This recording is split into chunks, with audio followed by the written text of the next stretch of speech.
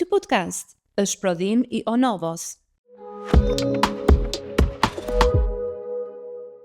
Sot do të flasim për mirëmbajtjen e lëkurës me një estetiste me një përvojë shumë vjeçare në këtë fushë, e cila vjen për të na rrëfyer pikërisht cilat janë ritualet më të zakonshme, ndonjëherë dhe ato që ne i neglizhojmë si femra, por edhe si gra, edhe në pjesën mashkullore të flasim, cilat janë ato gjërat që ne duhet të kemi në rutinën tonë të kujdesit ndaj lëkurës, gjëra që ne ndonjëherë edhe ja na shkalojmë për arsye të kohës, punës, ndonjëherë dhe kujdesit që kemi ndaj vetes.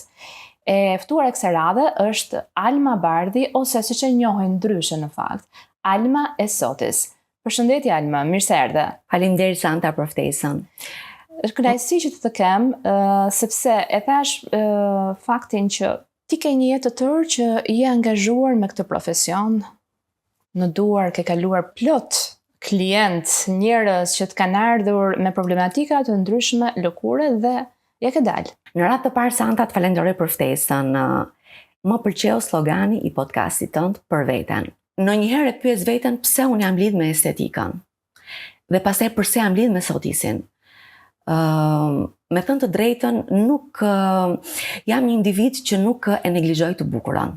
Studimet i kam bërë për histori, gjeografi, do me thënë kam mbaruar fakultetin e histori filologjisë, dega histori, por kur kam vajtur në Kanada, doja të bëja diçka të bukur. Diçka për të cilën kam pas pasion, edhe kur bëja studimet në fakultet. Dhe kur u gjeta në Kanada, pash diçka, do me thënë, pash një botë tjetër, vitrinat vërtet që ndrisnin. Thash, do bëj diçka tjetër, diçka që për të cilën kam pasion. Në Kanada? Rreth viteve 2000, në 99-2000. Kështu që thash do ta lëm më njanë historinë, do merrem atë për cilën nuk kam pasion.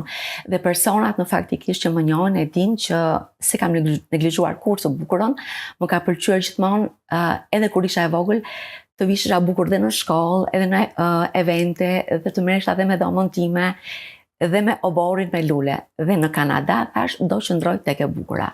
Dhe sidomos kur ti ndeshesh me një botë, me botën e kozmetikës, estetikës, vitrinat që lamburisnin, thash, unë do merrem me estetikë.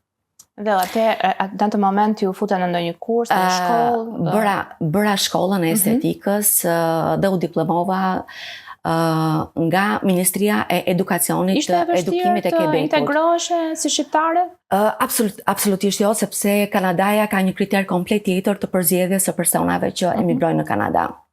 Kështu quaj atëherë emigrim. Absolutisht që unë kam ikur fal tim shoqi, i cili ka kryer studimet post universitare në Paris, edhe ishte aplikim, domethënë ardhi aplikoi për të vajtur në Kanada dhe kemi vajtur në rreth viteve 99-2000. Dhe duke qenë se thash do bëj diçka të bukur brenda pasionit tim, do merrem me estetik.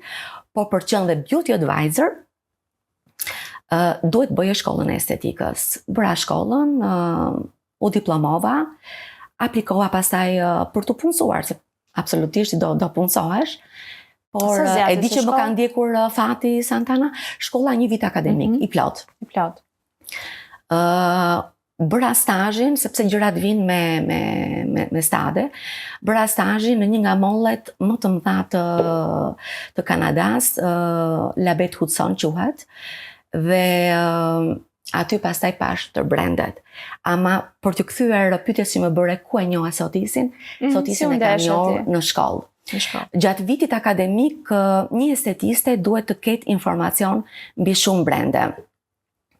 Pasi presupozohet që ti të kesh një energji pozitive me markën me të cilën ti duhet punosh. Nëse ti nuk ke një ndjesi pozitive, ti nuk mund të përcjellësh atë ndjesi pozitive tek klientët. Ishe dashuri me shikim të parë me Sotisin? Me Sotisin, me thënë të drejtën, më kanë pëlqyer në radhë të parë teksturat, aromat, që janë vërtet sot e kësaj dite që u bën, domethënë 25 vite, mbeten po ato teksturat të fishme, po ato ambalazhe të bukura, aromat të parezistueshme, kështu që për te markave të tjera që unë njoha gjatë vitit shkollor, thash, unë në të ardhmen time do punoj me Sotisin, po pa e menduar që do kthehem në Shqipëri. Pasi pata një eksperiencë tjetër kur kam punuar në mollin për cilin la Bet Hudson, kam punuar me Declare Paris, një brand tjetër francez, dhe ky profesional. Ama kur jam kthyer në Shqipëri, pata një dosje, me thënë të drejtën, një dosje që e kisha krijuar me shumë brende, dhe thash me cilën markë unë do punoj në Shqipëri. Jam konsultuar dhe me një nga pedagoget e mia të shkollës të estetikës, për të cilën jam mirënjohëse, jam falenderuese, nuk kam kontakte absolutisht sot sepse u bën vite që unë jam kthyer nga Kanadaja, por këshillat e saj i kam, domethënë. Fakti që ka 25 vite në treg dhe që ti akoma ushtron si profesion, dhe se këshilla ka qenë shumë e vlefshme. Po, ka qenë, me thënë të drejtën, good food, i thon frëngjisht, por duhet të merja kontaktet, sepse do të kthehesha në Shqipëri, brendi ishte francez. Në Kanada unë, domethënë, bashkëpunimin e pata vërtet me markën, por nëpërmjet distributorit të kanadez, sepse çdo shtet ka distributorët e tyre. Dhe falenderoj sot ku jam këtu, kunatin tim, i cili në ato vite ka pas një pozicion shumë të rëndësishëm në bankën American Express, dhe ishte ai që më mori kontaktin me Sotis Paris. Ai e bëri të mundur. Ai e bëri absolutisht, dhe më ka thënë na ndero me Sotisin, sepse dhe ato kishin kriteret e tyre, nuk mund t'i afrohesh pa që në nivelin e duhur për të ushtruar, për të prezentuar emrin e tyre në Shqipëri. Kështu që kam punuar fort Santana për ta pasur dhe këtë binom, Alma e Sotisit. Dhe ke? Ti nuk e di se sa mbiemra ke? Sigurisht që di. Unë kam Beshaka, normal mbiemrin tëm, por ndonjëherë është shumë e lidhur, është një simbiozë shumë e bukur ndërmjet profesionit që ke dhe emrit tënd, dhe del sigur, vërtet është një mbiemër. Alma e Sotis. Nuk janë rast, domethënë asnjëherë nuk janë rastësi. Mbase kanë shumë veta që nuk më kanë parë, dhe kjo dalje do të thonë, Alma Bardhi. Janë, si thua, shoqet e fakultetit apo të gjimnazit, është mbiemri që më lidh me karakterin tim. Cani është mbiemri i një statusi tjetër që më lidh me karrierën. Unë jam mami Patricës edhe nusja Ardit. Kështu që nuk i ndaj dot, por binomi Alma e Sotisit më pëlqen. Më pëlqen shumë, edhe po të thoja Santa që kam punuar për ta krijuar, ka qenë një binom, me thënë të drejtën, që kam menduar të lidh aftësinë, njohuritë e mia në fushën e estetikës me një emër me histori siç është Sotisi. Mendoj që i kam dëruar. Mendoj që po. I kam dëruar, por kam punuar fort për të respektuar rregullat në biznes, dhe nuk është kollaj. Në këtë treg, që është dhe i mbi populluar me këto. Është i mbi populluar, vërtet, por unë ecim me politikat e Sotisit. Jam krenare që jam mbas tyre, jam krenare që jam mbas një brendi me histori që vazhdon dhe angazhohet dhe performon shumë mirë edhe jashtë. Absolutisht, në çdo lançim të tyre, ato punojnë për një bote responsable, quhet, për një bukuri të qëndrueshme. Nuk fokusohen vetëm tek bukuria, tek kujdesi i lëkurës, por edhe i ambientit. Që kanë shumë të investojnë shumë për të ruajtur ambientin. Puna ime gjatë këtyre 25 viteve, sepse gjatë gjithë kohës do flasim, domethënë, jam ndier mirë me të gjitha tipologjitë që unë kam trajtuar, sepse kam pas një arsenal protokollesh. I kam pasur të tëra, domethënë, suportin nga Sotisi për të trajtuar çdo tipologji lëkure. Alma, duke qenë një eksperte e kësaj fushë, mendon që një estetiste të mirë e bën puna e saj, duart e saj, themi, njohja e saj në lidhje me tipologjitë e ndryshme të lëkurës apo produktet? Atëherë, ti mund të kesh një magic touch, që është e lindur. Pasi ka dhe vërtet vajza që përpiqen, por është e lindur, prekja është e lindur, por ti do prekësh lëkurën. Sado që aftësitë e tua janë, domethënë, ti ke punuar për qenë, ke studiuar për qenë estetiste, por midis teje dhe klientit duhet të jetë një element lidhës, që është produkti. Ti nuk mund të bësh mrekullira me duart e tua të magjishme nëse nuk ke një brand vërtet fantastik të mirë, por që ti vërtet duhet ta dashurosh. Nëse ti nuk ke atë ndjesinë e mirë, nëse ti nuk i beson brandit, ti nuk mund të përcjellësh te klienti energjinë pozitive.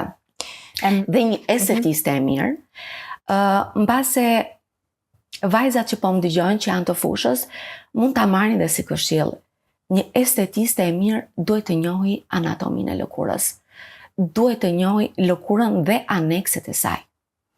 Duhet të njohë pak edhe organizmin, pasi çdo gjë vjen nga brenda. Patjetër. Duhet të ketë informacion të thjesanta edhe për kozmetologjinë.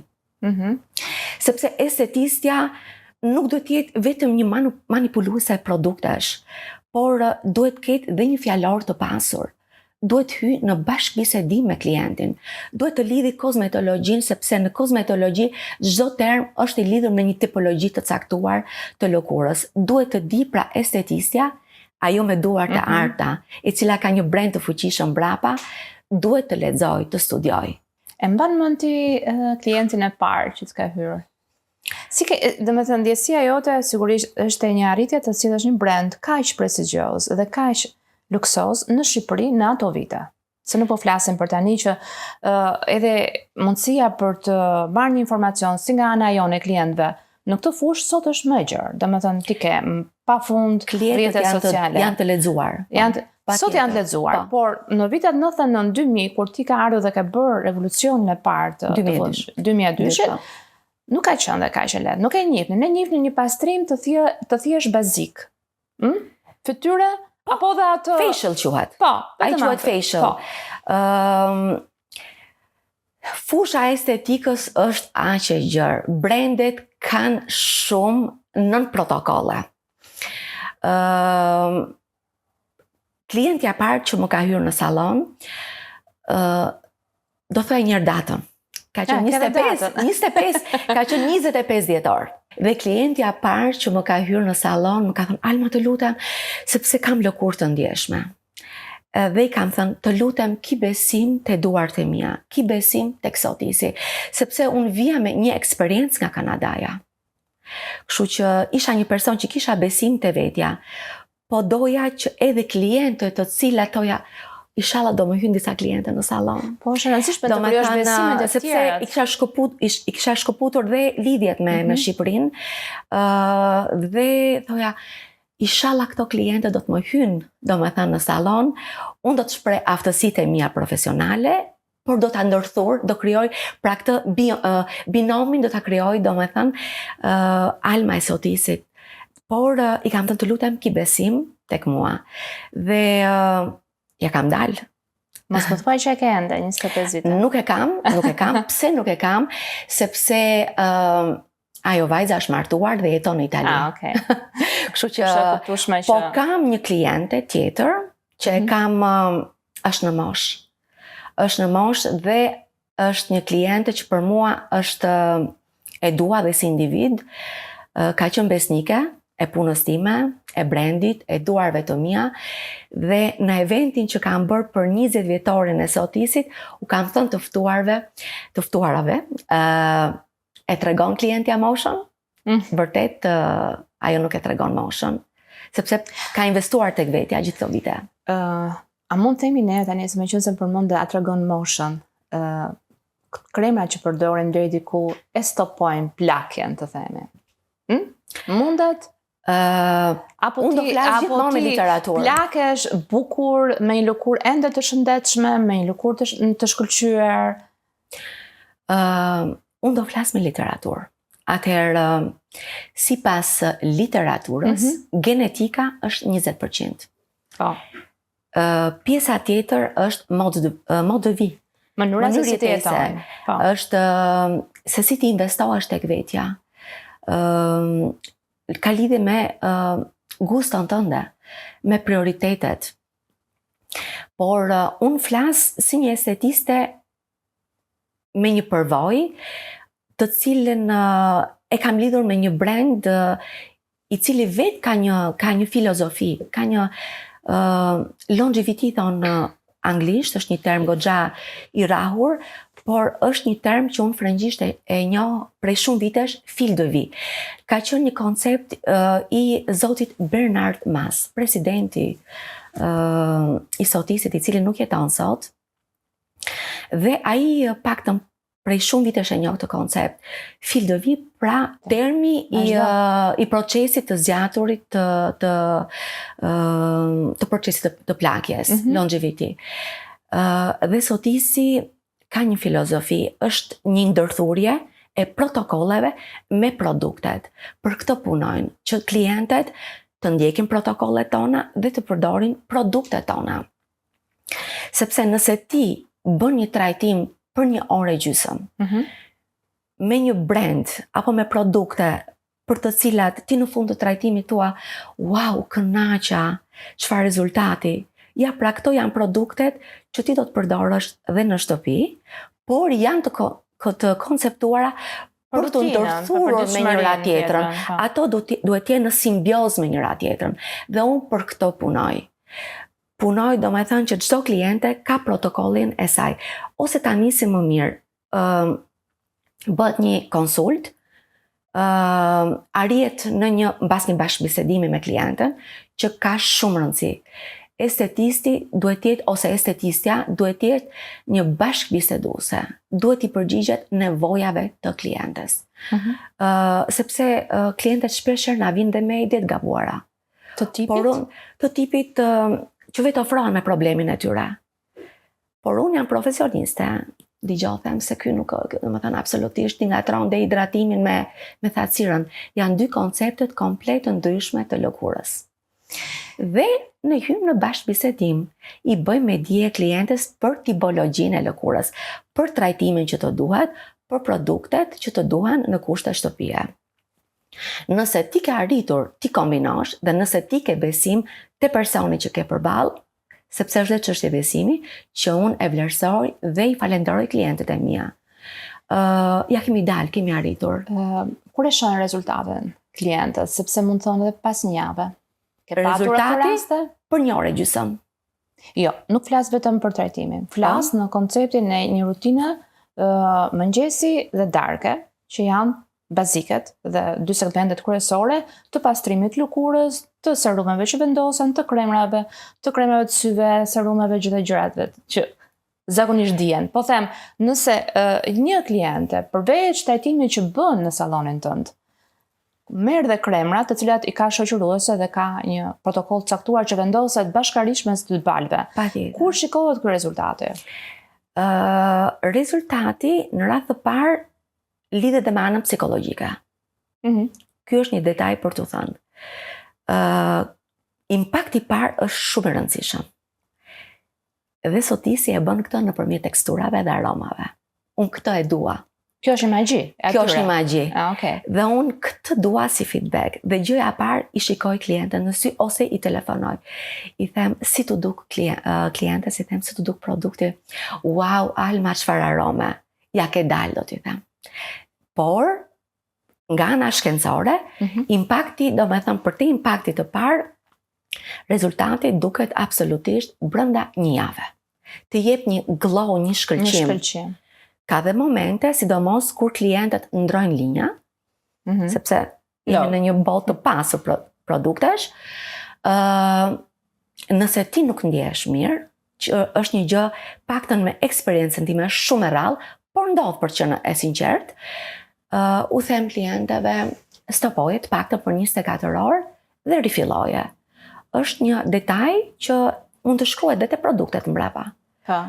Stopoje dhe rifilloje, por 28 ditë deri një 31 ditë është procesi i ripërtëritjes së lëkurës. Këtë doja të di, atë kjo. Kështu që ti besoj për 21 ditë do të shikosh një rezultat.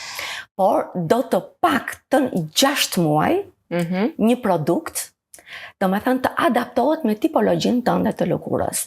Ose kur bën një shkëputje, lëkura jote është mësuar me një brand tjetër. Po, dëgjoj, ndër vite jam përdoruese dhe jam shumë e kujdesshme ndaj pjesës së lëkurës. Por doja të dija, nëse unë një krem e përdor vazhdimisht për një periudhë të gjatë dhe më duket sikur nuk më jep rezultat. Është e vërtet? Shumë e vërtet. Është mirë deri në çfarë pas 6 muajsh, pas një viti përdorimi të bëj një ndryshim, të bëj një tradhti të vogël me një krem tjetër dhe të vazhdoj përsëri rutinën? Do i kthem përsëri literaturës. 5 vjet. 5 vjet. Po. Dhe vetë markat që janë marka, në krye të 5 viteve i ndrojnë brendet. Do me thënë, brendet brenda markës. Po, brenda markës. Nëse për 5 vite kemi pas një linjë, po marrë sotisin Lift Defense, që ka qenë linja anti-age, mbas 5 vitesh është krijuar një linjë tjetër youth. Dhe është kuptohet sepse është gjithmonë një ndërthurje natyrë me, e thash frëngjisht. Po. Natyrë me shkencë. Po. Një lidhje ndërmjet natyrës dhe shkencës. Dhe shkencës. Po. Dhe sotisi jo vetëm kanë ndruar. Unë mendoj që kjo është një gjë që e bën të gjithë në një farë mënyrë, se s'mund të qëndrojë. Më fal, edhe një markë që është dhe Nivea, besoj se ka zhvillime, po marr Nivea, po në fakt është një nga linjat më të mira. Do të bëj një sugjerim. Sotisi ka një anë të fortë tek produktet, sepse çdo produkt i Sotisit ekziston në dy tekstura. Për shembull, ne mund të kemi të njëjtën moshë. Por ti Santana ke lëkurë të thatë, unë kam lëkurë me yndyrë. Neve duhet blejmë të gjithin krem anti-age. Estetistja që është vërtet, që është një brand ambasadore, që është e trajnuar nga marka, nga brendi, duhet të dalloj mirë, që Santana ka lëkurë të thatë. Ndërsa Alma ka lëkurë me yndyrë. Sotisi ka krijuar të njëjtin krem me 2 tekstura. Santana do marri kremin Comfort ose Rich, të quajtur anglisht. Alma, që ka lëkurë me yndyrë, do marri të njëjtin krem, por tekstur satin ose të hollë. Dhe kjo është një anë e fortë e jona. Do me thonë, kemi të njëjtat kremra anti-age, po të personalizuara sipas tipologjisë së lëkurës. Kjo është një detaj shumë i rëndësishëm dhe ka dhe lëkura që janë lëkura të pastra, të rregullta, që mund të përdorin, lidh gjithmonë me njëjtën markë, të njëjtin krem përsëri nga Sotisi, në dimër mund të marrin teksturën e plot dhe në verë teksturën e lehtë. Pra ti ke ndruar krem. Je brenda markës, i njëjti krem që do lëkura mosha jote, por e ke personalizuar në varësi të stinës. Shumë mirë. Kështu që kjo është dhe kjo është një nga arsyet që unë nuk shes produkte nga Instagrami, se më duhet një konsult shumë e mirë. E kam bërë një postim të tillë. Ky episod mundsohet nga Qendra e Mesazheve Kineze. E ke bërë një postim të tillë dhe unë ndër vite të njoh, dhe ajo që më ka bërë përshtypje një detaj tjetër është që ti e përmendë më pak më përpara momentin që bëre 20 vjetorin, po, në ambientet e reja tua. Nuk është se unë njihesha me të gjithë klientet. Ç'do të thotë? Do të thotë që ti asnjëherë nuk jam ndeshur me një kliente tjetër në sallon. Kjo ka qenë një politike jotja për të mos u ndeshur me njëra tjetrën, të mos krijuar komunitetin tonë aty. Si? Santana, unë vija me një background nga Kanadaja. Si funksionon Andeja? Andej nuk është parukeri? No. Ka parukeri, pasi ka dhe salone estetike. Unë vija, do me thënë, me një eksperiencë që thash, kjo eksperienca ime kur të kthejmë në Shqipëri, unë kështu do punoj. Dhe vërtet, kështu e nisa dhe kështu po e vazhdoj. Nuk arrita kur të dal nga mënyra e të punuarit. Në njëherë në përditshmërinë time thash, po mirë Alma, dilin që nga kjo përditshmëria jote, ti ke shumë kërkesa sot. Futej një kliente. Jam treguar e kujdesshme. Por ka lidhje me eksperiencën time, me karakterin tim, më pëlqen privatësia, kudo. Jam përgjigjur edhe kërkesave të klientelës. Ka shumë kliente që ma ka thënë ndër vite, të lutem mos ta ndesh, sepse ka dhe njerëz në Shqipëri që duan privatësi. Ka qenë fati im t'i kem kliente dhe jam falenderuese dhe do bëj të pamundërm për t'i ruajtur ato kliente dhe për të ruajtur privatësinë e tyre. Por të thash, vjen sinqerisht nga eksperienca ime. Nëse do ta kisha nisur ndryshe, do ta kisha vazhduar ndryshe.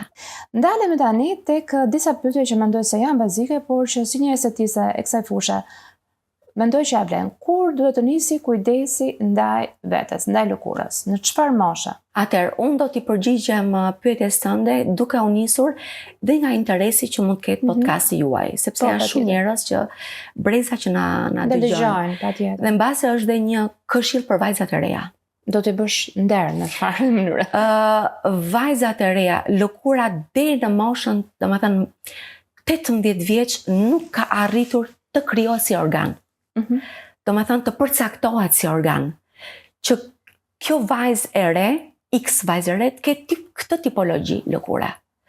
Kështu që mbas moshës 18 do thoja mund të nisem, mund të niset kujdesi për lëkurën mbas moshës 18, sepse nuk është krijuar si organ ende. Ashtu. Cila është pjesa më e rëndësishme e rutinës që nuk duhet ta shmangim? Larja. Absolutisht, sepse çdo gjë vjen paktën edhe me këshillimet që unë jap, nga eksperienca, nga komunikimet që bëj me klienten, që them, e shikon? Mos fli me make-up.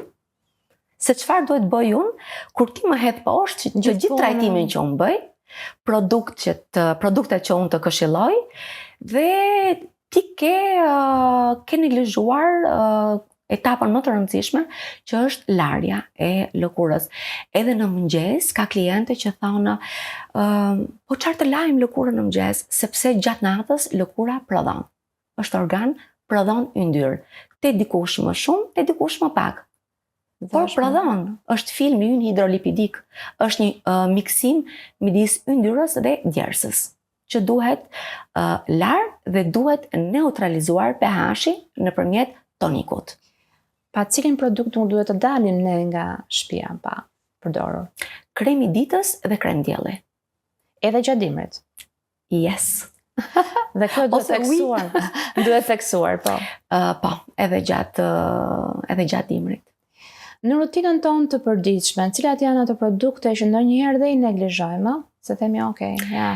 Ka plot kliente shumë që larja është një gjë që të hedh poshtë gjithë pjesën tjetër. Po, ka plot kliente që neglizhojnë konturin e syrit dhe qafën. Dhe kujdesi për qafën, s'po flas për konturin e syrit sepse ka qenë një produkt që ka ekzistuar gjithmonë. Ndërsa në eksperiencën time produkti për qafën nuk ka ekzistuar. Flas për 25 vite punë, ama sotisi e sugjeron mbas moshës 25. Dhe unë i them plot vajza klienteve që janë të reja në moshë, po ta sugjeroj, nuk po të push, por mos më thuaj mbas shumë vitesh, që Alma duhet ta kisha përdorur kremin e qafës. Dhe është qafa që ajo na trajton, vërtet për të qenë sinqerta. Është e vërtet. Në periudhën e dimrit, çfarë duhet të kemi parasysh më shumë për lëkurën, meqense dhe temperaturat ulen, nuk është se kam. Gjatë dimrit, lëkura ka nevojë të forcohet bariera e saj mbrojtëse. Ka nevojë pra të ushqehet, të hidratohet, pasi vetë ndryshimi i ambientit brenda është ngrohtë, jashtë është ftohtë, ose anasjelltas, ndryshimi i temperaturës sjellin një prishje të barierës dhe lëkura dehidratohet. Kështu që gjatë dimrit lëkura duhet forcohet me produkte që përmbajnë dhe shumë minerale. Sotisi ka një trajtim enkas për sinën e vjesht të dimër. Është trajtimi sezonal, kemi 2 të tilla gjatë vitit, një është pranverë-verë dhe një është vjesht dimër dhe është një trajtim limited edition. Pra trajtimi i dimrit është i pasur me minerale dhe është i konceptuar për ta ushqyer lëkurën, për t'i bërë ballë agjendëve atmosferik të sinës. Tjetra që doja të dija, sa herë neve duhet bëjmë pastrim lëkure? Varet gjithmonë nga tipologjia e lëkurës. Lëkura ime nuk ka nevojë për shembull, është një lëkurë ekstremisht e thatë. Nuk ka fare pika zeza. Por ka lëkura me ndyrë, të cilat duan pastruar një herë në muaj. Nuk e ke iden sa të nevojshme kanë pastrimin këto kliente. Dhe ka vërtet kliente që them, wow, sa shumë më pas kanë dashur, o mua, o sotisin, ose veten e tyre.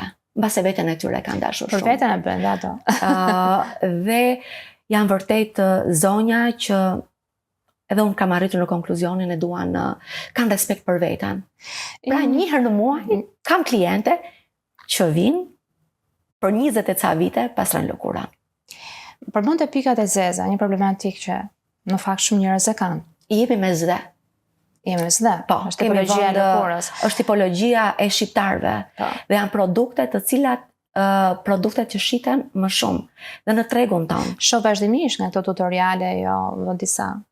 Është acidi salicylik, është liposoluble. Në rregull, po ishte pjesa që magjia bë dhe ato zhduken. No. Absolutisht, jo.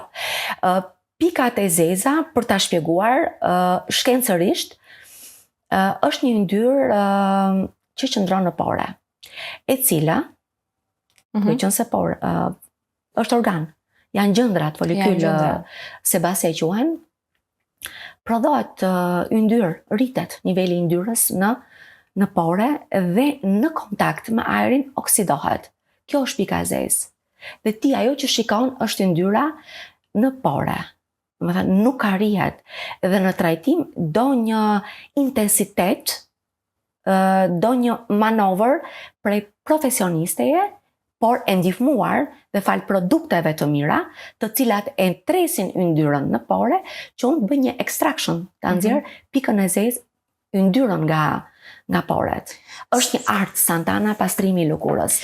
Jo çdo njeri e bën. Skrabi. Sa herë duhet përdorur? Edhe eksfoliantët, një fundjavë në shtëpi. Shiko, do flas edhe për eksfoliantin, çfarë produkti është, sepse janë dhe eksfoliantët të kategorive të ndryshme. Eksfolianti në kushte shtëpie gjithmonë, edhe sugjerimet që unë bëj për eksfoliantin kanë lidhje me tipologjinë e lëkurës, sepse ka dhe lëkura që nuk duhen eksfoliuar. Sepse ti dashur pa dashur, truri komandon gjëndrat e yndyrës për të prodhuar sa më shumë yndyrë. Kështu që ka lëkura që ka nevojë për një eksfolim, sepse eksfolianti është një produkt që heq qelizat e vdekura. Nuk heq ato pikat e zeza që vajzat ndjekin tutorialet. Por ka produkte që përmend acidin salicylik, i cili ndihmon që kjo yndyrë e akumuluar në folikul të bëhet tretëse dhe të dalë jashtë dhe të mos kthehet në pikë të zezë, që ti shikosh atë pikë. Dhe ka klientët që përdorin një eksfoliant me bazë acidi salicylik, varet gjithmonë nga përqindja. Nuk arrin, se kuptohet varet se çfarë produkte është, domethënë, nuk arrin të shikojnë atë pikën e zezë. Dhe thonë, wow, sa mirë, unë kam gjetur një produkt të vërtet qelës të duhurin. Por, ky produkt i kthejmë përsëri Instagramit, sepse unë kam një mori produktash të sotisi. Nuk e ke iden sa eksfoliant kemi. Por, unë vlerësoj personat që vinë tet-a-tet, që diskutojnë me mua. I vë një kohë në dispozicion, si një këshillim, dhe u shpjegoj, dhe bëjnë shumë mirë që vinë, sepse u shpjegoj, ky është, kam parë tipologjin, ky është produkti eksfolianti që të duhet. Jep kohën tënde. Jep kohën dhe dua domethënë ti bëj një këshillim prej profesionisteje. Unë nuk jam tregtare kremrash. Këtu ka ndryshim shumë të madh, Po ka ndryshim Santana, se prandaj jemi këtu sot. Prandaj po flasim për këtë. Dhe e dua këtë mënyrë të punuari, më pëlqen. Je dashuruar me sotesin. Po. E shoh që e ke domethënë pa çka se cili nga ne ka nga një profesion caktuar, ti e lidh me pjesën e brandit. Çdo lloj gjëje. Jam e lidhur, e kam kuptuar, i kam besuar, dhe ashtu siç më ka dhënë besim sotisi mua, unë kam dashur t'ja transmetoj klientelës besimin, përkushtimin, kënaqësinë, sensorialitetin, efikasitetin, janë të gjitha këto shtylla të sotisit. Jemi në një botë që vazhdimisht u ndohemi nga filtrat. Nga momenti që neve shohim një lëkurë të bukur dhe disa filtra në rrjetet sociale, në Instagram e zëm, dhe FaceApp-i bën çuditëra. A mund të që një lëkurë që në fakt nuk është e shëndetshme, nuk është e shkëlqyer, që ka imperfeksionet e veta, të arrijë ta filtri ta zbej komplet dhe vërtet na japi magjinë që thot, vërtet që nga kështu, po kur e shikon në jetë reale nuk shfaqet kështu. Santana, unë e kam ngritur punën time nga vërtetësia. Paktën, jo vetëm unë, po jemi një brez estetistesh që e ka ngritur punën nga vërtetësia e trajtimeve tona. Paktën sepse në ato vite nuk ka pas Instagram. Kështu që sot që shikoj vërtet, sepse edhe unë e frekuentoj Instagramin, them, po si s'kam fatin unë të kemë të lloj klientele. Sepse janë në treg, shikoj estetiste që kanë të njëjtën tipologji lëkure, konstatoj unë. Dhe di pse kanë të njëjtën tipologji, sepse përdorin Instagramin.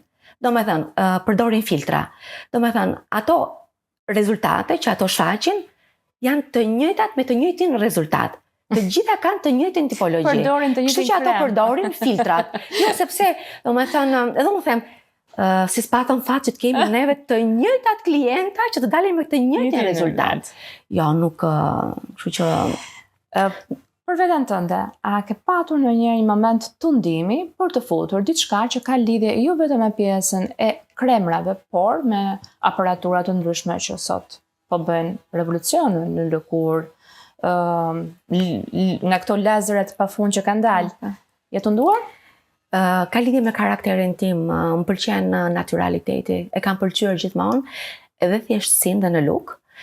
Nuk jam të nduar, jam djerë mirë me sotisin, mbase bëhen përsëritse, po më atë më lidh puna. Por dhe shpesh them mos i kanë krijuar këto krema për mua. E them me humor. Kështu që deri tani mbase nuk jam kundra Santana. Absolutisht as kundra botoxit, as kundra jo, dukem që kam të bërë gjë? Jo, dukesh, po pyes. Jo. Unë të njoh, po ata që po të shohin tani. Jo, Santa, jo, nuk i kam dy rrudha dhe unë në ball, po nuk më shqetësojnë. Por bëj gjëra të tjera për veten time. Të tipit në momentin që ti të thash në fillim të regjistrimit që më pëlqen slogani i podcastit tonë për veten. Dhe vjen një moment që po merrem me veten. Basi kemi vënë gjërat në vi, vajza Urit është realizuar dhe të dy bashkë me bashortin. Po merremi goxha me veten. Ai është natyrë sportive dhe më pëlqen ta imitoj. Bëj pilates për 2 vitesh. Këtë e quaj kujdes për veten. Më bën të ndihem mirë, më jep goxha energji. Falenderoj dhe mësuesen time të Daniën të pilatesit. Gatuaj. Dhe këtë e bëj për veten. Gatuaj shumë. Dhe ka kliente që më thonë, Alma, nuk bëj postime sepse nuk më lejohet nëpërmjet mbasi Instagramin e kam zyrtar, nuk kam timen personal dhe i postoj në status. Kam një kliente shumë të dashur, edhe ajo gatuan dhe më thotë, Alma, ti nuk punon me sotisin? Ua, them, po si s'punoj, po është ora 7 e mbrëmjes. Kështu që dhe të gatuarin e quaj si një kujdes për veten. Por mbas gatimit, çfarë vjen? Vjen shtrimi i tavolinës. Dhe këtë e quaj më pëlqen shumë Santana të shtroj tavolinën. Të blejmë ato setet. Këto mund të vijemi në garë. Nuk do të vjesha në garë, por do kisha dëshirë. Jo, do kisha dëshirë të mësoja nga ty. Jo, të mësoj diçka që unë nuk e bëj. Jo, thjesht unë e dashuroj atë gjë. Nëse ka një gjë që vërtet e bëjmë me shumë dashuri, edhe në një drejt të thjesht fare, edhe sot po të shkoj të kthem. Në shtëpi dua që shtrimi i tavolinës për mua. Të gjitha këto, me thënë të drejtën, janë minuta, basi kohën më të madhe na merr puna, po janë minuta për të cilat unë investohem. Kur shtroj një drek, se mbetet vetëm e diela që zakonisht thras prindrit. Të gjithë, në ato. Po, janë prindrit se është edhe drekën me prindrit e quaj kujdes për veten sepse bisedoj me to. E shtroj që në darkë, sepse dua ta shikoj tavolinën bukur dhe të dielën ble tufën me lule. Por edhe ato lule i quaj nuk e ke iden sa më pëlqejnë kur i blej. në dyqan, mbas edhe në rrugë i ble. Më pëlqejnë ajo zonja aty në rrugë i ble, po t'i kem në tavolinë. Po të gjitha këto detaje i quaj kujdes për veten. Kam dhe pijet e mia të preferuara. Tipit? Kafe amerikane, që domethënë është fantastike në fakt. Sa herë shkon te kafe amerikane, ju a shërbej dhe klientëve dhe them të lutem mbase kemi 5 minuta kohë, ke dëshirë se e bëjmë shumë të mirë. Lumu portokallit është kujdes për veten, gota verës në mbrëmje është kujdes për veten. Bravo. Dhe kemi filluar dhe me mbaoshën Santana të vëmë dhe disa kufi me njerëzit, mbase duam njerëz si puna jote Santana që na japin kënaqësi. Të flasim për fëmijët. Po. Të flasim për fëmijët është gjë shumë e bukur. Edhe këto janë njerëzit që zgjedhim, që të flasim për fëmijët, për prioritetet tona. Të falenderoj në fakt për gjithë komplimentet që më bëra. Po ti bëj komplimentat me gjithë zemër sepse të njoh. Faleminderit. Dhe urime vërtet për gjën e bukur që po krijon. Është dalja ime e parë edhe tash do jem tek Santana për veten dhe vetvetja. Ta ke shijuar këtë bisedë. Shumë mbase kemi dalë jashtë programit. Jo, nuk kemi dalë, por doja të bëja ndoshta një pyetje e cila ka lidhje me analizën e 2025 se po bëj shumë mallore, por çfarë ka qenë çfarë sot e 2025-a për ty? Si ka rezultuar? Do të thoja stabilitet. Stabilitet dhe me përpjekje gjithmonë, duke mos neglizhuar përpjekjet për të qëndruar mbas asaj me të cilën unë kaloj ditën, mbas sotisit. Është pjesa ime ku kaloj mbas detajit të bukur. Dhe do të vazhdoj dhe do t'i përmbahem dhe falenderoj dhe kompaninë mëm që më vlerëson dhe do të vazhdoj t'i përmbahem filozofisë së tyre për të qenë gjithmonë vetvetja, për t'i marrë fushës së estetikës të gjitha gjërat e mira, sepse është një fushë në ndryshim vazhdimisht, po për të qëndruar gjithmonë vetvetja. Një pyetje tani që më erdhi është nuk përmendu meshkujt. Okej.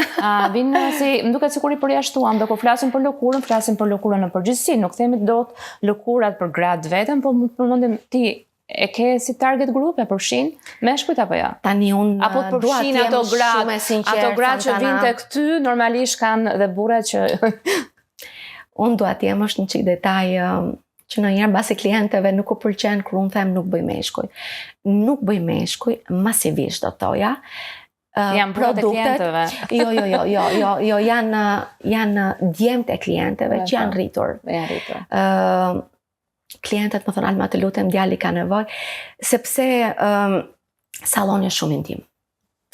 Ti e ke parë, është shumë intim dhe nuk dua domethënë të ndjer të cikletos dhe klientët, sepse është një tempull intim, do thoja, instituti. Për te detajeve që ka, po disa djem klientesh i kam. Produktet për meshkujt i kam, ka sotisi, brandin për meshkuj, edhe i push vetëm në këtë mënyrë, okej, kemi produktet, unë t'i blesh tu a bësh durat, por po them pra që disa djem i kam, po janë djemt e klienteve. Që i kam domethënë si t'ishte djalim. Alma, të falenderoj shumë për këtë bisedë. Faleminderit Santa. Dhe neve nuk i lëmë asnjëherë të ftuarit pa një dhuratë. Nga Onovo ke disa produkte suplemente që janë shumë të rëndësishme dhe këto për pjesën e lëkurës, mirëmbajtjen, e të gjitha gjërat. Shpresoj të pëlqej. Faleminderit, do t'ja alternoj sipas filozofisë së Onovës. Mbase do të lexoj edhe një çik më shumë. Kem dhe një informacion sepse është një gjë që na lidh me punën që unë bëj dhe unë për t'ua sugjeruar pastaj klientëve të mia. Dhe unë nuk kam ardhur pa gjë në dorë në shtëpinë tuaj të re. Është një dhuratë. Sa të bukur. Faleminderit. Dhe që janë shumë të bukura. Faleminderit shumë. Shpresojmë të kemi dhënë këshilla të vlefshme dhe jam e sigurt që kjo bisedë do t'ju ketë ndihmuar sadopak në mirëmbajtjen e lëkurës, në rutinën tuaj dhe ta keni shijuar sepse nuk u tham vetëm gjëra për shëndetin dhe për lëkurën, por edhe për Almën në fakt. Alma si personazh i cila vjen për herë të parë, është dalja e saj e parë, por e sigurt që shumë gra për te këtij ekrani e njohin. Faleminderit edhe një herë që na ndiqni. Ky episod mundsohet nga Qendra e Mesazheve Kineze.